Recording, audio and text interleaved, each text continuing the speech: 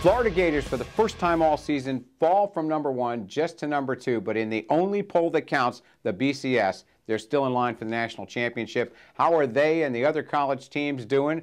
The Dolphins with a week off. The Bucs still winless. The Jaguars eke out a victory. All that on Gameface this week on FLSportsFan.com with the sports addict, our good friend Gary Fineout. Gary, Gators barely get by Arkansas, the toughest threat of the season to them. Well, yes, and of course what we have here is that there's already controversy brewing about this game. Oh, you got to go right to that, don't you? Yeah, of course I did. Right to that. Did you watch the game, Ron? I did, Gary. I've watched the replay, too. Well, all right. Well, the SEC has said that penalty on the touchdown drive should not have been called. Guess what, Gary? Over the course of a long season, some calls go for you, some calls go against you, and in every case, every team, there are calls that should have been made or shouldn't have been made. This is one of those. But what did I say last week? What did I say last week? I said they're not playing like a #1 team, and they aren't. And this was just more proof that they're not playing like a #1 team. They are going to lose if they keep playing this way, Ron. I don't believe I've ever heard anybody say there's been a national champion who did not have luck involved in some way. So they got a favorable call from the refs one time. Big deal, Gary. What else do you want to hang your hat on? No, what I want to hang my hat on is the fact that it's the defense that's bailed them out the last 3 weeks. And as spectacular as a team they were last year, this is not the same team as last year. And what I'm saying to you is the offense, for all the great things from last year, it's not playing like they did. I think they will stumble if they don't show signs of improvement. And I don't dispute anything you say, and they're still going to Pasadena. #1 in the BCS, and will beat Alabama in the SEC championship game. And even if they don't, the SEC runner-up may still get to the national championship game. All right, let's go on to the University of Miami, still playing strong, only one loss. They got a big game coming up against Clemson. Yeah, I mean, it was a little bit tighter against UCF than I would have managed. They kind of pulled away in the second half. But the point is that they are still the second-best team in the state of Florida. And I think right now, especially with Virginia Tech, that's a surprise loss to Georgia Tech this past week, hey, they could be playing in the – and now, think about this, Ron. Think about this. A one-loss Miami team, I think, maybe on the outside, maybe if there's enough balance. Wouldn't it be great if it was Miami versus Florida in the championship? Maybe, and pigs might fly before the end of the season as well.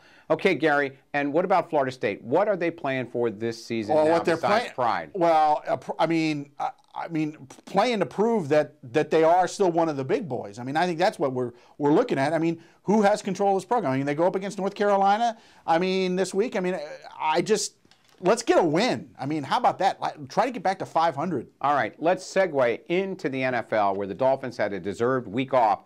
Toughest game of the week, toughest game of the season for them against the tough New Orleans Saints. Yeah, and I'm going to be really intrigued by this game. I mean, I think the Dolphins have a lot of good things going for them, but, man, those Saints look really good. It's really hard to match up there. I just don't know if that defense is going to be able to slow them down enough. I mean, well, if they can keep Breeze from breezing through the secondary, they got to keep them off the field. They got to play the same way that they played against Peyton Manning, but didn't come up successful. But it's the same strategy. They got to keep Drew Brees, the Saints, off the field. But how about the Jags? We're 0-3. They've evened up now. They have evened up now, but you know, like I said last week, you got to beat St. Louis. I mean, if you can't beat St. Louis, then you're not going to beat anybody. The jury's still out. I don't know if they've turned the corner. Well, and the most important thing we have to say about the NFL from this past week, the Bucs are still winless, but the biggest cheap shot seen on national television in a long time. And Gary, across the state, I'm going to toss the penalty flag to you to toss the penalty flag. Sorry. Yeah, basically, Dante Wesley, come on, man. That was so cheap. That was bogus. That was just like, you know, there's a thing about hard hitting, and then there's a thing about a cheap shot that could really, I mean, that could have killed him. I mean, if he would have hit his neck hard enough, he could have killed him. How serious is the league really about punishing? I mean, I don't know. He goes suspended one game, so he's not getting paid like 1/16th or 1/20th of his paycheck. Wow, that's a bruising lesson for a millionaire. That's wrong. That was almost a crime, what he did. Unprotected. The guy's supposed to be given a chance to catch the ball. And you're looking at the cheap shot right here, folks, replayed from the NFL and from Fox.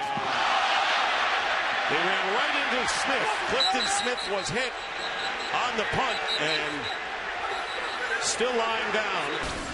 Now watch, Dante Wesley is the gunner. And Clifton Smith goes and gets set up, and Wesley just lowers the boom on him. And he's going to claim, you know, he's going to proclaim innocence, but can't. This is going to be a real problem for Dante Wesley. I mean, there's nothing there to show that the ball was there.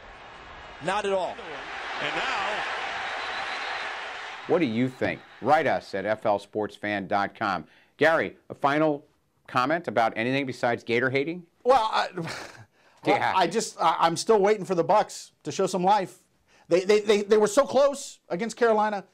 I don't know. 1 win, 2 wins, maybe. Ooh. All right. Let's Thanks hope. to Gary Fineout, the sports addict. Look for his blog entries on flsportsfan.com, where you can also go for the best news about all your favorite Florida college and pro football teams.